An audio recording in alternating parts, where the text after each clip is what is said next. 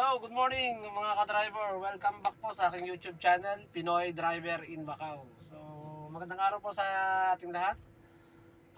Panibagong araw, panibagong video na naman tayo ngayon. So, ngayong araw po, nandito po tayo sa Sands, Macau. At papunta tayo ng part ng Cositac. So, mga ka-driver, start na tayo. Ito po yung ano natin ngayong araw na to. Cameraman po natin si Hello. Pogi ulit. Yan. Mga ka-driver, ang papaliwanag ko po sa inyo ngayong araw na to, kaibahan ng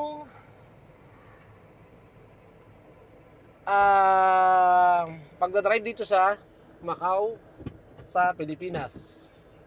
Ang kaibahan po rito, mga ka-driver, yung manibela po, kung mapapansin nyo yan, manibela niya nasa kanan ang manibela.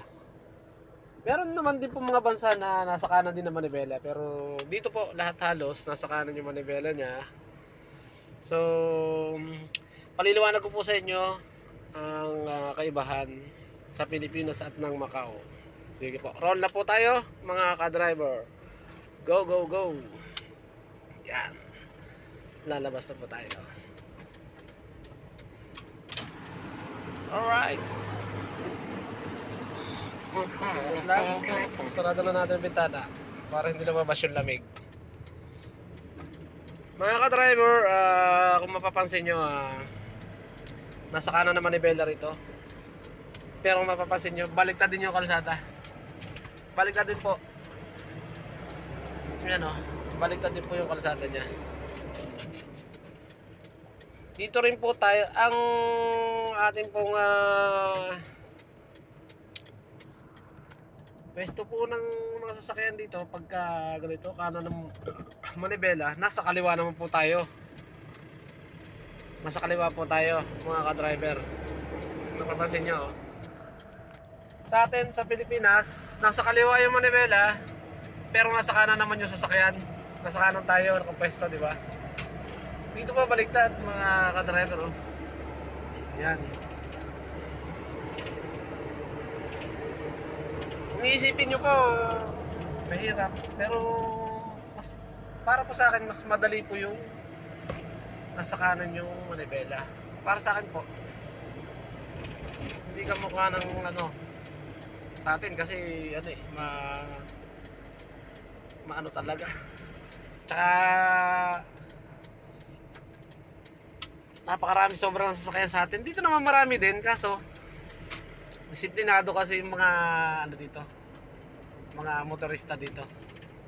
Pag sinabing dumakas sa stoplight, stop talaga. Pag naka-red yung hindi ka po pwedeng lulusot. Kahit walang sasakyan yan, hindi po pwede. Ayan. Ayan po mga ka-driver, kung mapapansin nyo. Napansin nyo po. Titigil at titigil ka, hindi maring hindi. Pero pagka yung nag-go na, sa kabilang side naman, sila naman yung stop. Ayan. O diba? Ganyan po rito. Medyo tsaka yung kagandahan lang po dito mga ka-driver, kung meron mang mga aksidente po, medyo minor lang kasi dahil nga po sa sobrang higpit nila. Sobrang higpit po nila sa traffic rules dito.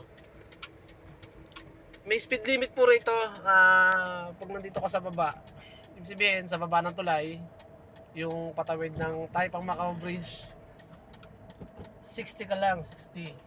Yan ang maximum natin. At pag nasa tulay ka naman, maximum naman nun 80 po, 80. 80 yung speed natin doon. Kung napapansin nyo po, baliktad po yan. Baliktad po kalsada, Ayan, dapat po, kung kaliwa tayo, yung manibela, dyan tayo dapat sa kabila. Dito tayo. Nasa kaliwa tayo. Diba? Yan po yung kaibahan ng dito, pagdadrive dito sa Macau. Yan, dapat po doon tayo sa kabila kung Sa Pilipinas po yan. Nandyan po tayo nakapwesto sa kabilang side, yung mga kasalubong natin na yan. Pero dahil baliktad niya yung manibela, nasa kanan yung manibela, baliktad din, pati kalsada. Andito tayo sa kaliwang side. Andito po tayo. Baliktad din. Kung tutuusin po, dapat nandun yung kasalubong natin sa kabila na yan. Pero hindi, nandito sila. Nasa right side natin. Nasa right side din po natin yung mga kasalubong natin. Yan po, mga kaibigan. Mga ka-driver. Di ba? Ganon din po sila. Sila papunta ron. Mangyayari, tayo nasa kanan nila. Sila nasa kanan din natin. Hindi katulad sa atin, nasa kaliwa mo ni Bella, yung kasalubong mo nasa kaliwa mo rin. Yun po yung pagkakaiba. Pero hindi naman po mahirap yung driving dito, hindi katulad sa atin. Laking kaibahan po. Siguro depende na rin po yan sa natin kasi sabi ko nga dito, napakahigpit ng pagpapatupad nila ng rules sa driving. Napakahigpit po, hindi basta-basta. Yan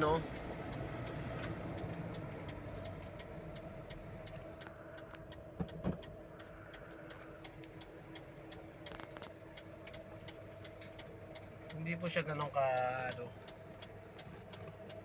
pero sa totoo lang mga kaibigan, hindi naman ganun kasikip masisikip yung mga iskinita rito, pero karamihan one way yung daan. Karamihan dito. Hindi kamukha sa atin na kung saan lumalabas yung sasakyan. Dito karamihan one way.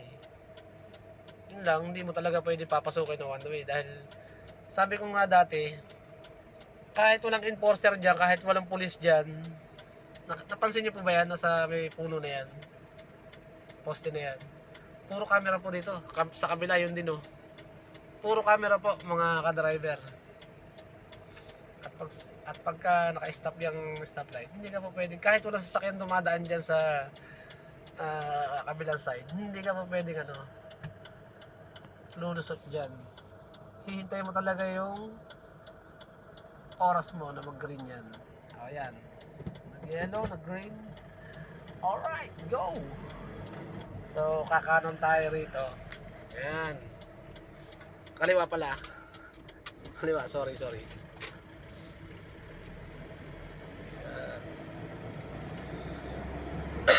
At sa bawat ganyan po, yan, kailangan dahan-dahan lang po tayo dyan mga ka-driver. Priority natin yung mga tumatawid yan.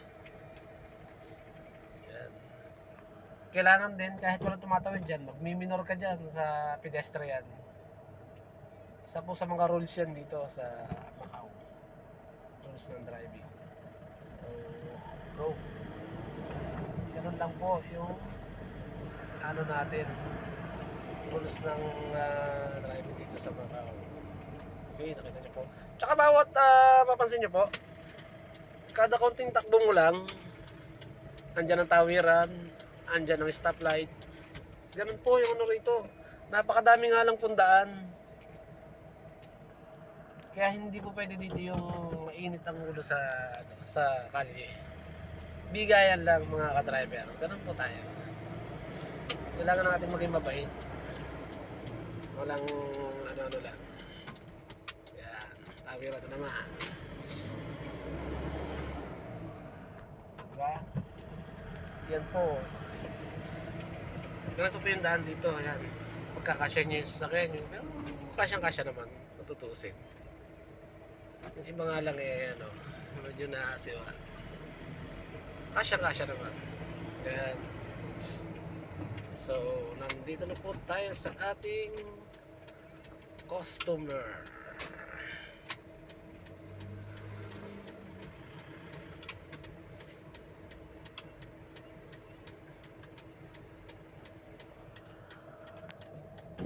Tapos po tayo.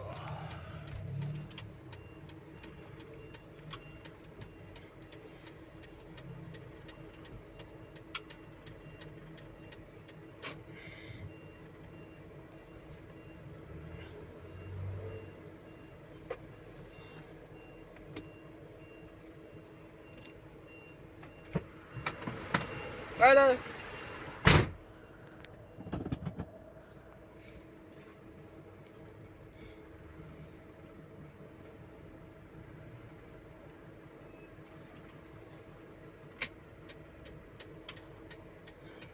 So, yun po mga ka-driver. Bali, deliver po natin ngayong araw na to dyan lang sa likod ng building na to. So, parking tayo rito sa inalisan ng Tesla.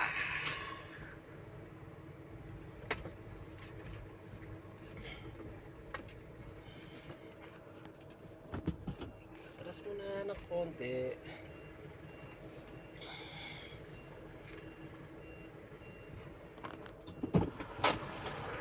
So, yan po. Dito na po tayo at i-deliver na si Pogi sa kanya deliver dito sa supermarket. So, mga kaibigan, hanggang dito na lang muna ang video natin at shout out po muna tayo sa ating mga solid subscribers and solid viewers. Si Parang Jom, mabuhay ka dyan. Si Kote, si Jam, mabuhay kayo dyan. Si Madam Rona ng Milan, Italy. Si Edmar Cusita ng California, USA. Mabuhay ka dyan. Shoutout sa inyo dyan. Sino pa ba? Si Mase. Si lahat ng mga tropa natin dyan. Si Pare Carman. Mabuhay ka, Pare Mogs. At sa mga taga Nabotas dyan, Nabotas, Balayan, Batangas, mabuhay kayong lahat. Happy viewing. Maraming salamat sa inyo lahat. God bless po sa ating lahat. Bye-bye.